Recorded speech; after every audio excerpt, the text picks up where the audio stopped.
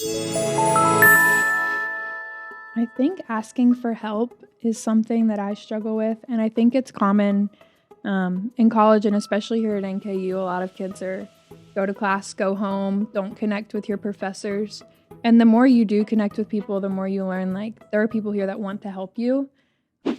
All right, welcome everybody. Welcome to Economics with Dr. A. I'm your host, Dr. Abdullah Al-Barani. So welcome back to the podcast. Today we have an amazing podcast for all the students that are worried about life, and y'all are worried. So today I have Grace, Emma, Fawaz, and we're going to answer all the questions that college students want to know but never ask.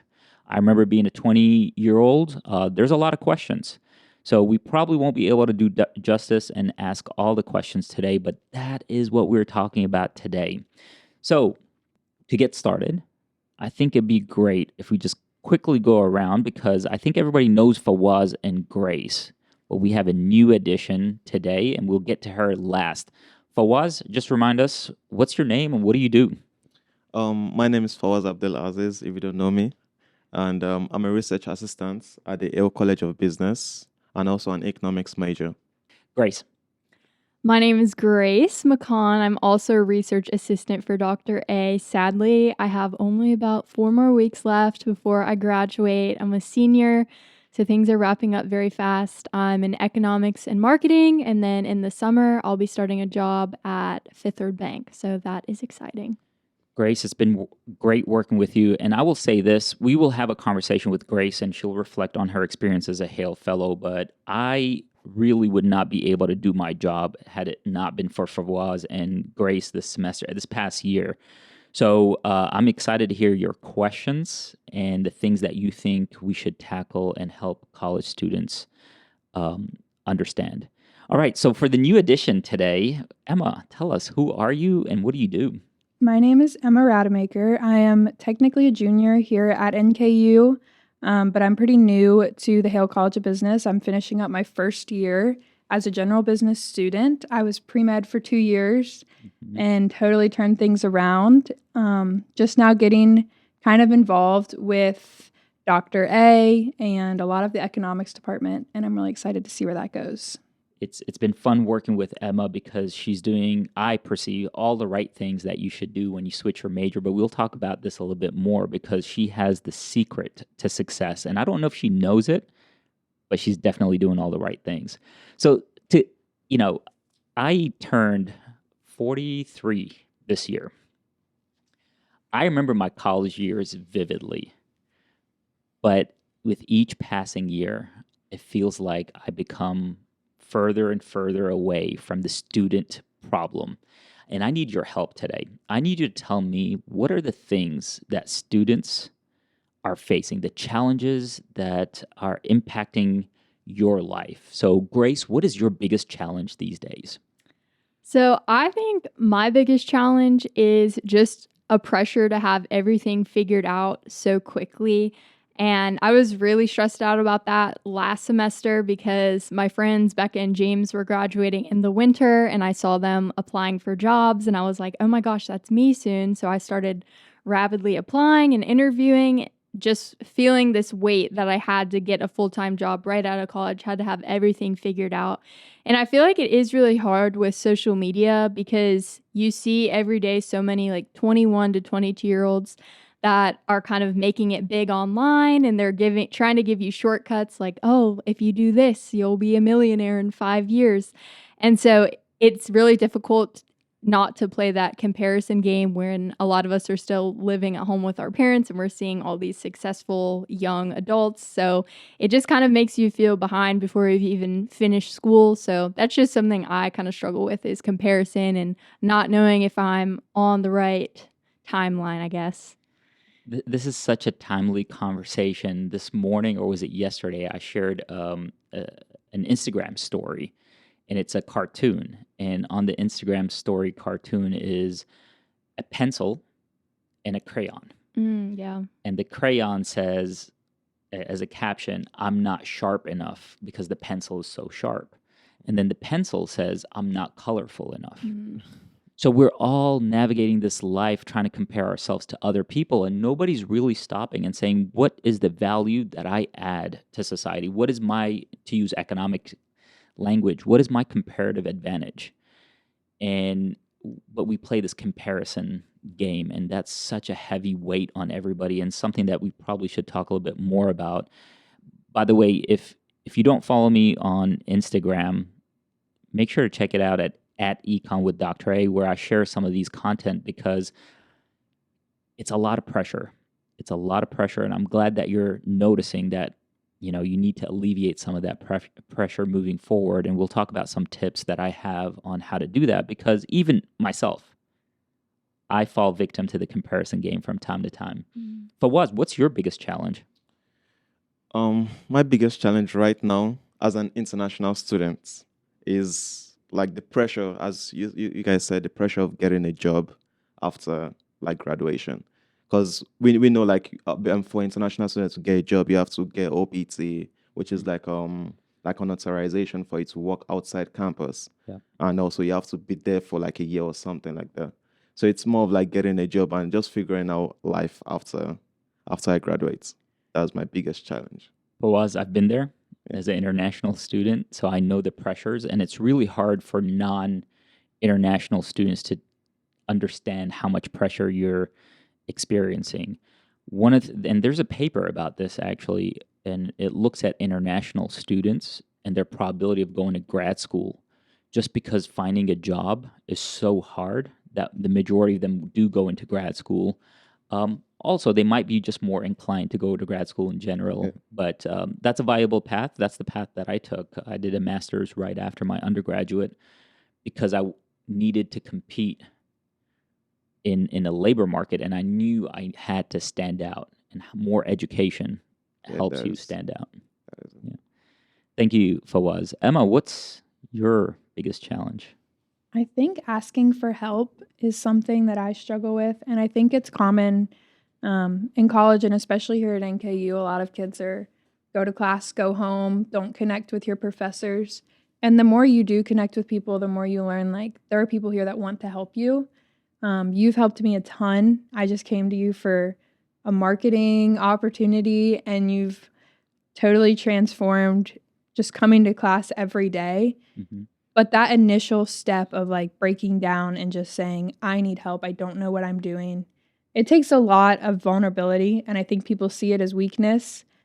But knowing your limits and knowing where you need assistance to go up and to grow more Mm-hmm. it's hard, but you're not going to go anywhere if you just keep to yourself. Emma, so I started this conversation by saying Emma has done all the right things. I've known you now 6 weeks, I think, and you have made an immediate impact on the work that we do. And you're not paid. Everybody else here is paid to be here today. You're doing it out of what I'm calling intrinsic motivation. You know that you got to figure out what you want to do, and you're investing in taking those steps. So let me ask you, what made you reach out to me to ask for opportunities? So when I was a pre-med major, the only way I really learned that it wasn't what I liked and what I wanted to do was getting a job in the hospital. Mm-hmm. And my biggest hesitation with switching to something that I have no idea about was that, how do I actually know it's what I want to do? Yeah. And so I decided I need to jump in. I need to just go like full force, put everything I have into it. Mm-hmm. And I'm never going to learn. Being in the classroom is great and you're always learning even after you graduate. But being in the classroom is not what you're going to do. And I need to kind of figure out opportunities that you would do when you graduate. And so kind of just trying to take those opportunities and see where that leads. So I'll give a shout out to Matt Fry. And Matt, if you're listening, thanks for all you do. Matt, 1 year, came to talk. So Matt was a Hale Fellow like 6 years ago now. Wow. And he's doing great with life and is succeeding, but he came to talk to my Eco 309 class a couple of years ago. And he said that decisions, and he was referencing a book he read, and the leader said decisions are made by people in the room. And I recall that line, and I've actually looked at how people's lives around me have been impacted by just their willingness to be present, right? And that goes to you. You know, I presented Econ, Emerging Leaders Club, if you may, and you reached out. I threw out a problem that I'm facing around brand recognition, marketing. You reached out and said, "Hey, I want to help." And you inserted yourself in the conversation. You asked, "How can I add value?" Right?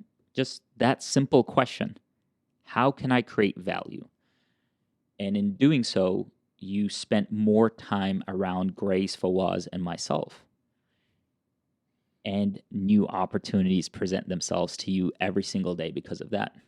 Can you give me an example of an opportunity that's been presented to you? Yeah, absolutely. So just this opportunity in the first place, because I was at Emerging Leaders, was presented. You've given me internships. You gave me a research thing with the fellows over the summer, and it's been a total of, I think, 5 or 6 weeks. So Yep. And for all students, as you're navigating what to do next, ask yourself, where can I plug myself in the community around me? And Grace and Fawaz both do this really well. And Emma, now you're part of the team as well. So being present and asking yourself, what value am I creating for the people around me is super important. Grace, do you have a question? Let's see. I do have a question. So, kind of going back to all the struggles that we've been talking about, what are some tips or biggest pieces of advice for students today who maybe are 6 weeks ago, Emma, who were stuck in the classroom, didn't know how to get involved? Just what are some pieces of advice you have to actually taking the step to getting involved? Great question. And actually, all of you have mentioned some of my thoughts here. So the biggest challenge that I see in today's world, teaching today's students and mentoring them, is students are using the wrong measuring stick to measure success. That's the first one, and I'll elaborate a little bit more about what I mean by that. So my biggest hate that I get on social media is on comments on a video that talks about what's called, the new depression or something like that. The silent depression, the silent depression. And it's all Gen Zers who are talking about how life today is not, financial freedom today is not attainable compared to their parents. And what they're doing is they're measuring where they are today compared to where their parents are today. That's the wrong measuring stick. You need to be comparing where your parents were when at your age, right? So everybody, this current generation wants the job that pays $100,000 and the house, a 4-bedroom house with 2-car garage and the 2 kids, at least in the northern Kentucky area, like that desire to start a family as soon as possible, to find success that your parents are talking about. At 23, I was eating ramen noodles every single day, right? I was $70,000 in debt, student loan debt. I had a car that had a cracked window shield that I could not fix, right? If you were to compare yourselves, everybody in this room, to where I am today at 43, you will feel behind. But if you compare yourselves where I was at 21, 22, 23 years old, your age, you all are like night and day ahead of me. Your measure of success is so far ahead of where I was. So this goes back to your comment, Grace, earlier about feeling the pressure to succeed.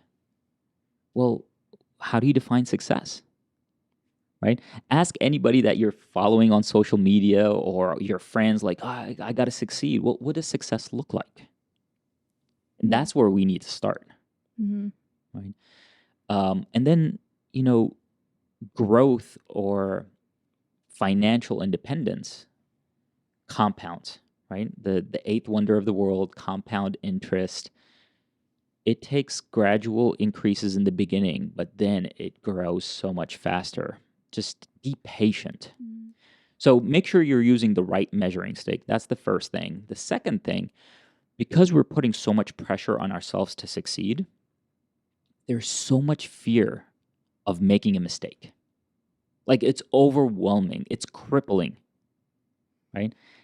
And you all, Grace and Fawaz and I have had this conversation, and Becca and James last semester. But this concept of imposter syndrome,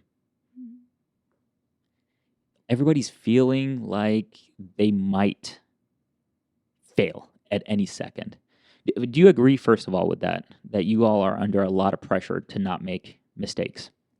Yeah, I think there's a lot of pressure, and where the pressure comes in is we're always looking at our back, like everyone's opinion. I won't say opinion, but like anytime we fail, we're always like, what do people think about us or something like that. It's more of looking at everyone's faces and just being careful and just trying to put the pressure on yourself to do better. Well, Fawaz, it sounds like you're putting a lot of pressure on yourself to appease everybody else. Why? Like, does everybody's opinion matter? No, it doesn't.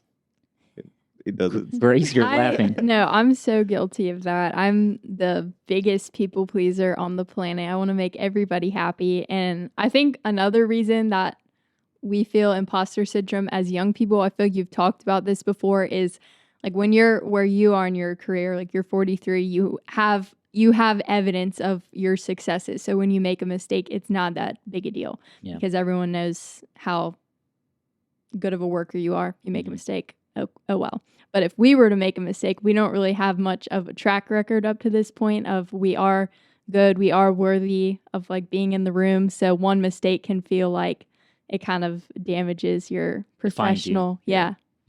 No, that's really valid. You're right. Like, I have a track record of making good decisions. One bad decision does not define me, but that makes perfect sense to me.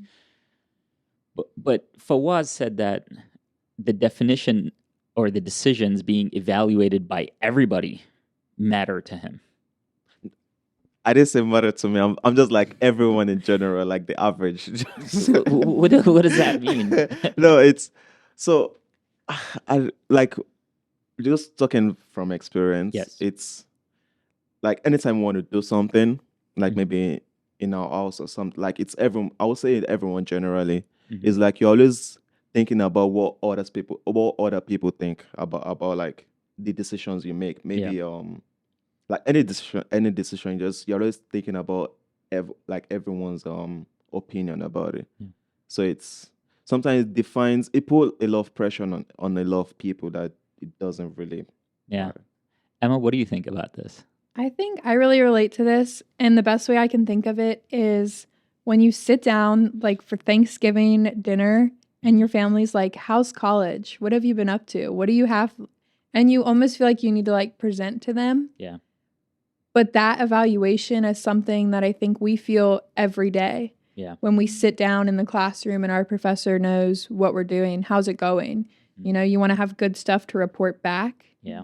And it's never fun to say, this wasn't really what I thought it was. I didn't like it, or it wasn't as great of an opportunity, or I didn't do my best. I think that's a lot. And also with how small NKU is, I think it's really easy to be a lot more seen than at like a huge school where there's thousands of people. And so I think the more seen you are, the more seen your mistakes are. This is so interesting. So let me tell you, what you're feeling is exactly what everybody else feels. I felt it when I was your age. It recently changed, right? And I'll tell you when it changed. It changed when I started a YouTube channel. So this is what 4 years ago. This July will be 4 years ago. This is the lesson that I learned from creating content on social media and sharing my journey publicly. Everybody has an opinion, regardless. Everybody will have an opinion. So if people are going to judge me anyways, might as well judge me for what I love to do. Right? I put on a hoodie once and shot a video, and people said, "How do I trust an economist with a hoodie on?" That's wild. It's wild, right? So this goes back to measuring success and defining what success means to you. A lot of times we're worried about how people are going to evaluate us because we haven't defined success for ourselves. We're allowing other people to define success, and they haven't told us how they define it. So we're going around life trying to figure out, is this a definition of success that works for them? And there's always going to be an opinion on that Thanksgiving dinner, right? So, and this goes to my third point of things that your generation, or not your generation, because that sounds like a Gen Z problem. It's an age thing. Early on in your career, because you're fearing of making mistakes and people judging you, you do, and I've talked about this. This is the conversation that I had when Emma was in the Emerging Leaders meeting that day. The whole idea of succeeding in silence. Like, I'm not going to tell anybody what I'm doing, and if they don't know anything, then they can't judge me. But guess what? People will also judge silence, because silence means you're not doing anything. And what I have found is passion and excitement are contagious. So if you're working on a new project, Emma, that you're really passionate about, if you present it as, wow, I'm really excited about this opportunity and I see the value, are you going to have some naysayers? Yes, but that number decreases because you're leading with conviction, right? It's when we're like, oh, I'm doing a project and I don't know if it's, I don't know what I'm doing. Then everybody chimes in to fill that void. So those are the three things, right? So use the right measuring stick. 2, mistakes are going to happen. My earliest mistake that I made in life was failing out of engineering school. And then I failed my first Econ class.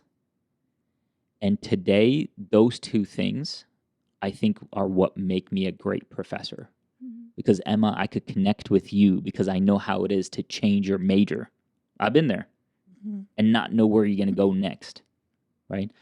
And I failed my first econ class, so now I'm focused on making sure that I reach as many students on that first day, right? So these quote-unquote weaknesses become strengths eventually. I have a question. Uh-huh. Yeah, so you said, going back to what we said, you said being present, like it's brings in a lot of opportunities for you. But when do you have to step back from some opportunities? Because not opportunities are for you. Yeah. And even though they're not for you, but you take on those opportunities, you could learn from the opportunities, like experiences, and you could grow as a person. So when do you have to step back on some opportunity that could alter you? But I don't know if it's gonna. Yeah. So as you say that, 2 things come to mind. One is there is such thing as taking on too many opportunities and burning out. So figuring out when to say no to new opportunities that will crowd out other opportunities that are important to you is really important. And I still struggle with that sometimes because I love to add value to life and the people around me. So sometimes I take on way too many projects and then I have to take a step back.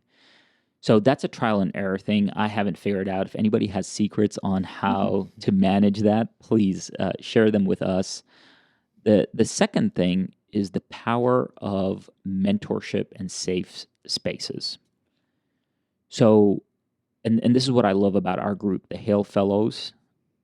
You all are part of my thinking out loud group. I'll come to you and say, hey, here's an opportunity that has come to me, or here's some project that has been, what do you think about it? I have learned that I cannot make decisions by myself all the time. You have to have a go team. And people in relationships, Mrs. A and I, we have our go team moments, our household conversations. One Saturday a month, we have our, hey, goal setting. Where are we? Have we gotten off track? Are we on track with the opportunities that have been presenting to us? But also that your team, your day-to-day team, and that's what the Hale Fellows are to me. I mean, I think I've brought to you all more problems than solutions. And you all have helped me think through them. And actually, that's how Emma joined the team. We're like, hey, what does Econ with Dr. A content look like? And she's like, I don't know, but I'm willing to entertain this conversation. So before you turn down opportunities, have people that you go and talk to, whether it's a mentor or a colleague or a group. So that brings a question for you all. Do you all have a mentor? I'd say, It's Dr. A. yeah. Yeah.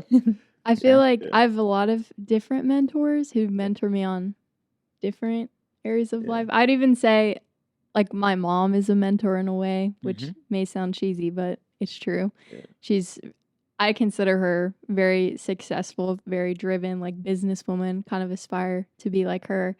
And then, of course, there's Dr. A. We've had this whole mentorship program where it's really an interesting opportunity where you can focus on kind of the projects that you want to focus on. You have more free reign to make your own decisions. It's not as task-based where he's like, go do this, and then I report back. And then I'd say you all are my mentors, like Fawaz even. Like I feel like together we kind of bounce ideas off of each other in a way. I don't know. think so. Because there's a different aspects in life. So I feel we need, I don't know if it works for everyone, but I think we need different mentors for Different different things. things. I totally agree. And I love that you all are thinking about that, because a lot of times students perceive that one mentor is going to help you navigate everything. Like, I got to find a mentor.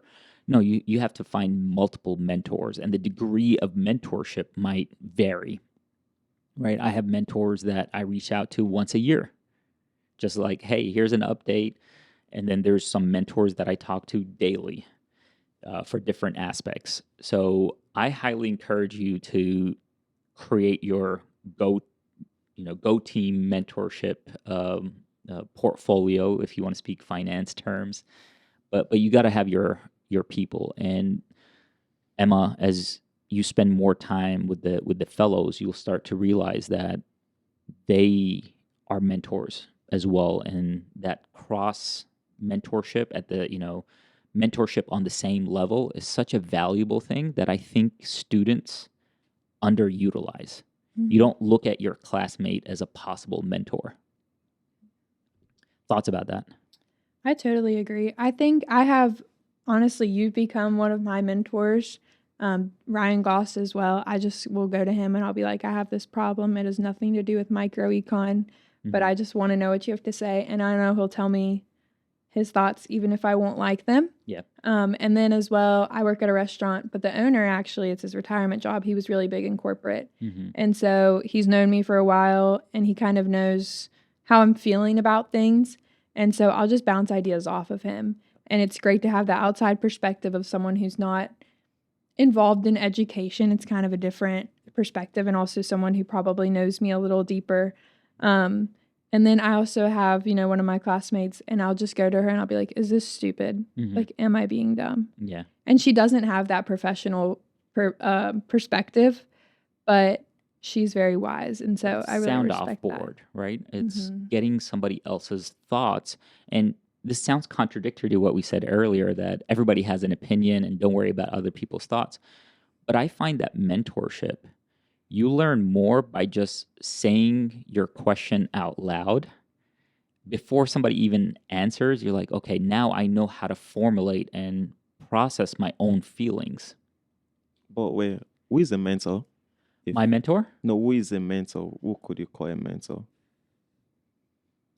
That's a good question. I don't know if I have a definition of a mentor. I mean, I just said that there's a lot of people that I call mentors, but I don't call them mentor to their face. I'm not like, hey, Yeah. so and so, you're my mentor, Mhm, right? mhm. In fact, I think that sometimes it comes off a little bit too, I don't know, abrasive if you call somebody a mentor. Yeah. I think in a professor world, it's normal. We hear that often. But if you were to walk over to your boss and say, hey, boss, you're my mentor, most people get shy and they Yeah. start to like deflect, right? It's just, where do you go to get guidance, Mhm. right? And for some people, it's church. For some people, it's coaches, right? If they're in as our athletes. Um, for some people, it's going to a coffee shop and talking to a friend. Mhm. But we need that outlet.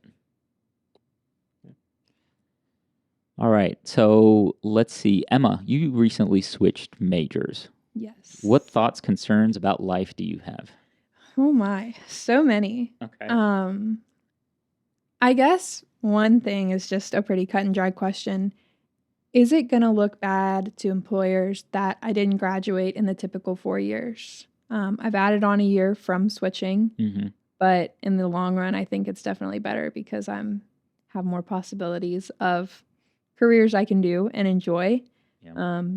But I also know that that gap is a little bigger than it is for some. How does that affect that? So I don't know what the statistics say. I'm sure there's some study out there, but I'll tell you my personal story. I did the 5-year undergrad.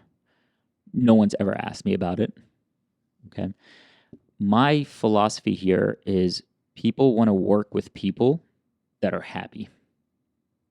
So do or study things that make you happy, because you're more likely then to show up on a Monday when you're not supposed to be on campus to spend and learn from other people just because the opportunity was presented. So if you did not like what you're studying, you would not take on that additional investment. And to me, that's where the returns are to education. It's that stuff you do outside of the classroom because, and within our group, we usually call it curiosity or curious minds. Like you start to geek out about something where you can't stop thinking about it and it becomes the thing that you're known for, right? So Grace is my go-to person whenever I have data that I need to visualize because she geeks out about it. Like she will, there's been times on a Friday at 7 o'clock that she's still here on campus, geeking out on a data presentation. That's true. Yeah. And that hunger and that curiosity, you can't get there unless you love the topic, right? And I say that, and I want to caution. Sometimes you won't love your topic at first. You will learn to love it. So I don't want to set this bar where, oh, only pick majors that as soon as you hear the word, you see unicorns and rainbows. No, you need to make some sort of investment, but you find your intrinsic value in that work. Fawaz is the same way, right? So Fawaz last summer decided to work with me in a very similar fashion that you are. It's like, I don't want to get paid. Actually, he wanted to get paid. He did not mind not getting paid initially because he was just hungry to learn more about the work that I was doing. He got himself invested, and then the next opportunity where there was a job involved or a co-authorship opportunity, Fawaz was my go-to because he had already spent so much time learning and showing that passion for the topic. So for you, as you switch from one major to the next, you're probably like, hey, where do I invest my time? Invest your time where you want. Like listen to your thoughts, your curiosity, wherever it's asking you to spend more time, go there, right? If somebody offers you a research opportunity in the summer and you're like, I've got 10 hours to dedicate to this, let me do it, which you did, right? Next week on April, let me look at my calendar, April 16th, Tuesday, it's another Eggs and Issues opportunity, right? And Eggs and Issues is about home affordability and talent recruitment to the Northern Kentucky area. I'm going. I usually ask the fellows if they want to go. I'm going to provide that opportunity to you. It's 7:30 to 9 a.m. on a Tuesday. I highly recommend that you try it out. Like, what's the worst? Yeah, right? exactly.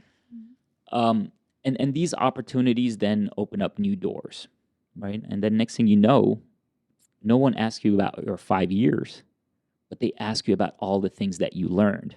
And you have such a big portfolio of experiences that you've had that you could talk about. When they ask you about, tell me about a time where you worked in groups, you've got like 10 examples. Yeah. Tell me about a project that you struggled with, you've got 100 examples, right? It's those stories, and this goes back to telling your story and not succeeding in silence.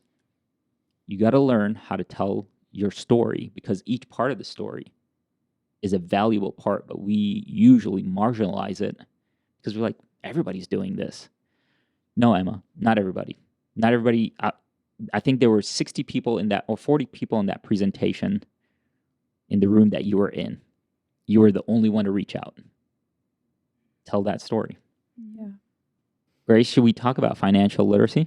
I think we should, if you guys would like to, because I have a lot of questions. All right, let's get started with your question then, Grace. All right. So, as you all know, I'm starting a job here in Cincinnati in the summer, and I'm 21, so I'm trying to think about my next move. Am I going to rent an apartment? Am I going to try to buy a house in a few years? I don't know. So I'm curious on your thoughts on renting, because I've heard someone say before that renting is like putting all of your money in a pile and burning it. And I just want your opinion on that. Renting versus trying to build equity in a home. I don't know. I don't know what to do. I'm very lost. Grace, first of all, this is not financial advice. Mhm. Seek a financial advisor if you're looking Okay. for financial advice. But The before, disclaimer. yeah, the disclaimer. We have to throw. How many of you have heard that renting is throwing away money? Oh yeah. Yeah, I've Yeah. heard it. You hear it, Mhm. and there might be a very small sliver of truth associated with that, but it's not something that I abide by. In fact, for your age group, for your position in life, I would argue that buying a house would actually hinder your growth. So, in the first 2-3 years after you graduate, your objective is to be as mobile as possible. Mhm. That's how the first 3 years of, after actually 10 years technically, but 3 years mostly, that's where people make the biggest moves to change their income trajectory. Guess what a house does? It locks you in. It locks you in. It eliminates your mobility. It also gets you thinking about sunk cost. And we know in economics, don't think about sunk cost, but people, when it comes to housing, once they buy a house, they feel trapped. They feel trapped to the region, to the ties, and that stops them from seeking new opportunities. And you see people becoming very complacent, and they become in the routine of, okay, next it's this checklist of my goals in life, right? And next thing you know, it's 30 years later, and you're like, wow, all the things that I wanted to accomplish, I've kind of given them away, right? Not saying that that's what the typical person is, but the probability increases once you trap yourself to a geographic location. And when I say geographic location, I'm not just saying, between Cincinnati and Chicago. No, even within Northern Kentucky, right? When people buy in Union, for instance, their decisions of where to work are a function of where they live. So you have to be as mobile within the region as possible starting off. Mhm. So put that money in a pile and set it on fire. All right. Right. Will do. What you're doing by renting is actually earning the option to be mobile. Mhm. And that is what you're paying for. Right. Gotcha. Also, there's things that you don't want to deal with early. I mean, last week I got a quote from my landscaping company. I'm still upset about this. I I called them to mow my lawn. Okay. They came in and they said, "No, we won't mow your lawn because your lawn is dead. And to revive it, it's going to cost $2,500." Oh, 2,500? my word. $2,500, Oh, Wow. right? Do you think I want to deal with that right now? no. No, no. That's $2,500 I don't want to spend on grass. Yeah, that's Talk tough. about lighting, put in a pile and lighting it on fire. Yeah. So this weekend I spent my Saturday going to Home Depot, and like I surely can do this by myself. I'm not going to pay $2,500 to Joe over there. I'm going to do it by myself, and it's probably going to cost me like $200. I walked into Home Depot. I don't know what I'm doing. I have no idea. So the amount of time I spent at Home Depot asking questions, going home, implementing what they taught me at Home Depot. Thank you. This is not sponsored by Home Depot, but Home Depot, if you want to sponsor us, implementing what Home Depot taught me verbally, watching YouTube videos. My whole Saturday is gone, right? Mhm. And I don't know if it's even going to work. So at 21, 22, 23, you don't want to deal with that. Yeah. Go to work, go to happy hours after work, go to networking events, spend your time there. Mm-hmm. Worry about the house later on. It's good advice. Thank you. I hope so. Yeah. That's so good to hear. I'm actually moving out in like a month and a half. Yeah. Where are you moving to? Newport. Okay. Just right up behind the Kroger up on the hill. Mm-hmm. One of my friends has a house up there. Her brother owns it. It'll be so fun. I'm really excited. Great deal on the rent, but this is definitely good to know that I'm not Mhm. burning all my money up for no reason. Yeah. Just seeing the money like taken off out of your account is depressing Yeah, it is. It is sad. every month. Yeah. I mean, people position the financial aspect. They're like, if you're not, why pay $22,000 towards rent, pay towards a mortgage? You hear that? Mhm. Yeah, but you're also paying to be stuck. So be young, be free, do it. It's my motto now. Be young, be free. I like it. I like it. Any other financial literacy or financial decision-making questions you all have? Yeah, I have one. Mm-hmm. So I actually just learned about credit cards in Emerging Leaders Club last week. They Okay. have like crazy high interest rates and all of this stuff. And I kind of felt stupid because they're marketed towards college students so much. And I've seen so many ads. And I'm like, but how do I not know all of this stuff that these people are talking about? Mm-hmm. So what situations are they a good idea? I always hear, don't spend money you don't have, don't live above your means. Why wouldn't I just use my debit card then? Yeah. There has to be some pro, I guess, is Yeah. what I'm looking for. And then I guess to follow up that is, how can students build credit for a future house or a future car Mhm. without doing that? Or is that the only way? Yeah. So, we started off this conversation by saying that the gap between me and my students is growing each year. And I teach financial education. And one of the things that I'm starting to find myself, an area that I think I need to invest more in is there's a lot of things that I think are given that are not given. Right? And I don't want that to sound like you guys should know better. No, I've learned it throughout the years, but I don't remember where I learned it. So this conversation is helpful. Credit cards are really important, but there's a whole school of thought that says debt is bad, and therefore credit cards are bad. I am not that school of thought. I believe actually all my spending every single month goes on a credit card. I do not spend out of my checking account a dime. And the reason being is, one, credit cards are insured. So if my credit card information gets stolen and somebody spends money on it, then the credit card company will reimburse me for that. Debit card, not so much.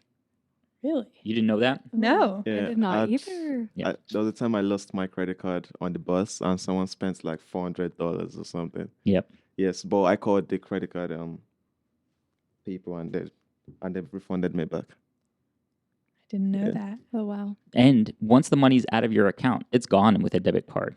Not so much with a credit card. All right. Okay. That's the main reason. The second reason is I have gotten to the point in my life where I know exactly how much I'm able to spend every month and stay within my budget. So it starts with budgeting, right? So I have my number, let's call it X, okay? As long as I spend X or below, everything in my life works out. It's when I go above that magical number.